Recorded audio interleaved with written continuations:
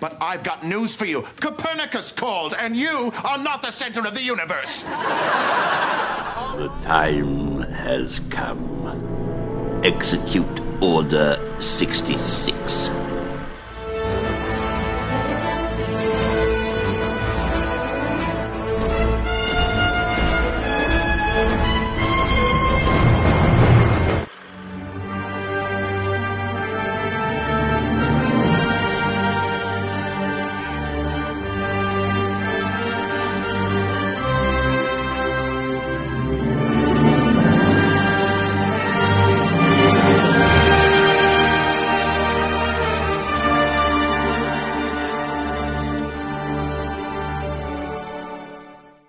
So I haven't uploaded in a couple of days because I've been kind of busy around here with the holiday, and just saw that some people were talking about Disney's stock price, 81.64, is bad. Okay, now I remember it dipping at 1.79 dollars a share at one point, but then it went back up. So a long time ago. This is the lowest it's been since, I think, like 2013. And I gotta say, man, I'm looking at this going, Bob's got to figure something out here. And I have a couple of things I want to say. And the reason is this does have pertinence to do with Lucasfilm. So obviously he's probably getting pressure from Dan Loeb and Nelson Peltz and Vanguard, and even now, according to Reuters, BlackRock is backing off on DEI too. And what I find funny is a lot of conservative YouTube channels and news outlets won't actually read news that's out there that is pertinent to what they're saying. Okay, so if you bring BlackRock up, they think BlackRock is still the big boogeyman, and their BlackRock is definitely backing off of DEI and ESG, as the head of Vanguard has stated that as well. They're backing off. I don't know what State Street's doing, but they're probably doing the same thing. We have to pay attention to these things, which are an indication that they're not going to be financing this woke shit anymore, okay? They're not making any money on it. I mean, let's be practical.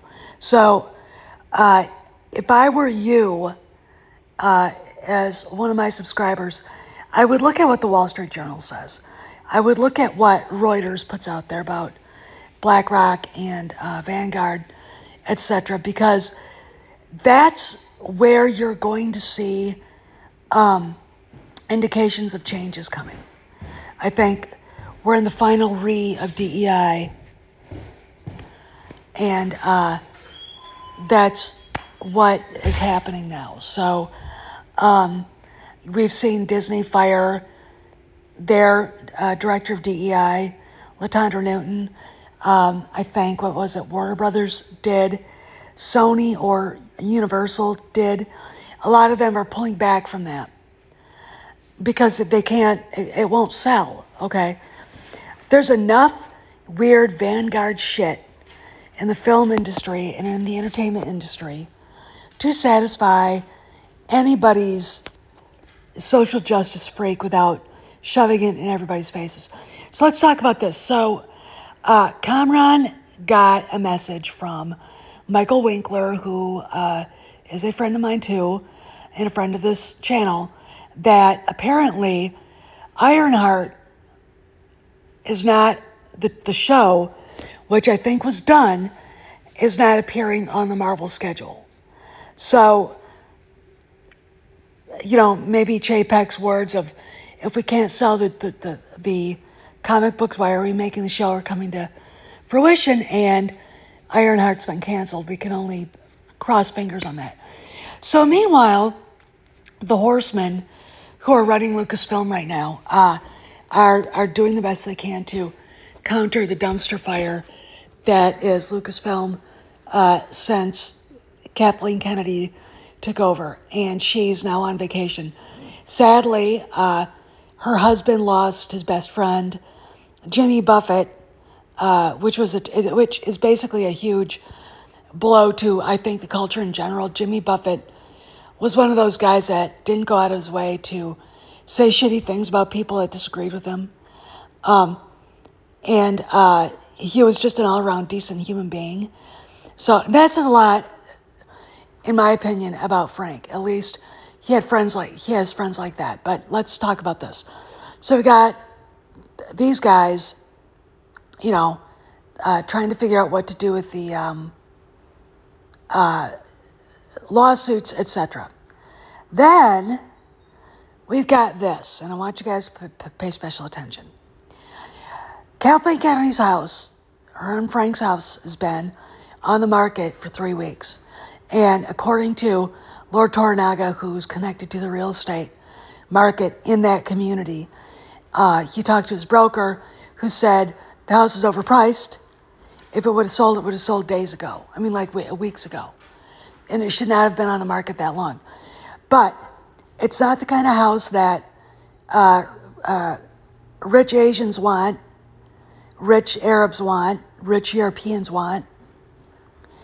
And it seems like there's probably some bad juju about how she failed Lucasfilm. So if no one, like some big Hollywood mogul, doesn't want it, what does that mean? This is what it means, in my opinion. Okay. They're going to have to cut the price. Like I said, the real estate broker basically said it's overpriced by at least $8 million. So probably 10.5 million, maybe six. They could drop 6 million off. The fact that they overpriced it by a lot. And look, we all know this. Their real estate broker said, if you price it this high, you won't be able to sell it. Okay, so that tells me that this was a deliberate act in some ways. And the reason why I'm saying that is they could be waiting for something. Okay, she puts the house on the market way overpriced.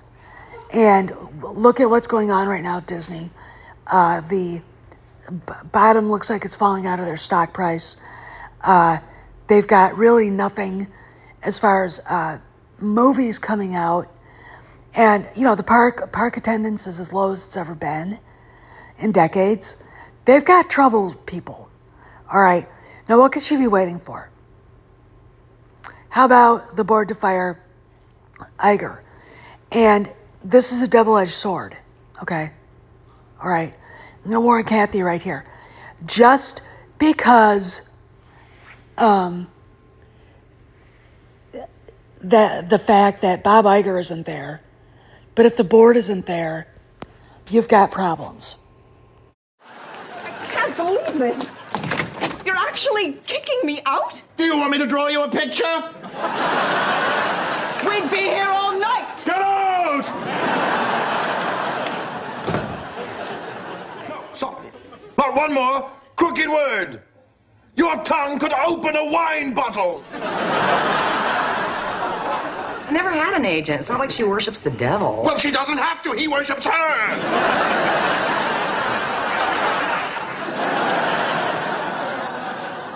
Oh, she's horrible. I've made a ghastly, ghastly mistake.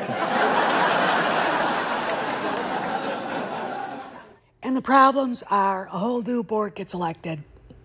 Nelson Peltz and some other people, probably a majority, don't like her. And I don't think I'm not sure with Disney having a new board of directors, a new CEO and a new chairman, would they be as beholden to the contract that she's on as the people who actually were there when it was signed? I don't know. I kind of think they would be, but I'm not sure how sympathetic they would be to her complaints or anything else for that matter. Okay? And the reason I say that is I think trying to slow roll Iger is a stupid thing. Okay? My advice to Kathy is this. Lucasfilm doesn't want you anymore. It's over. Let it go and move on. Okay? The reason why I say that is simply it's long past time for her to go. And there's really no reason to be, writing your little reports for the Five Horsemen and being in this humiliating situation, knowing, by the way, what did I say a few days ago? Everybody in Hollywood knows. Okay, they may not know the specifics, but they know she's in the outs. Okay, they know she's done. Steven Spielberg basically put an exclamation point to that. And it's just silly of her to keep holding on. You don't hold on to a situation that doesn't want you anymore. Star Wars has gone past what she created. Not really created, it just shit out. Star Wars has gone past everything that she was working on when she was still powerful enough to affect what was in the shows and everything. And you could say to her, you did this yourself. You didn't pay any attention to what was going on with your staff. You let them spend money on corporate credit cards that they shouldn't have. I don't know what you thought you were doing when you hired Leslie Headland, but obviously something really bad went down. None of your movies, except for The Force Awakens, really made a difference. And what you did to Star Wars and Indiana Jones and Willow is appalling. Okay, every show that you've had a hand in, and most I'm going to say Andor, has been considered boring as fuck. Okay, and woke trash. Okay, you are an anchor around the neck of the eagle that wants to fly free, the falcon that wants to fly free at Lucasfilm. Your name is alone. You are a narrative point that fat, blobby, disgusting, black pill fanboys on their stupid little channels use to attack Lucasfilm. And really, all that accomplishes is nothing. It's going to make the pain of having to be forced out, because you will be, 10 times worse than what it would be if you just bowed out gracefully now. This is Steph, signing out. I'll see you around the galaxy. Have a happy Labor Day.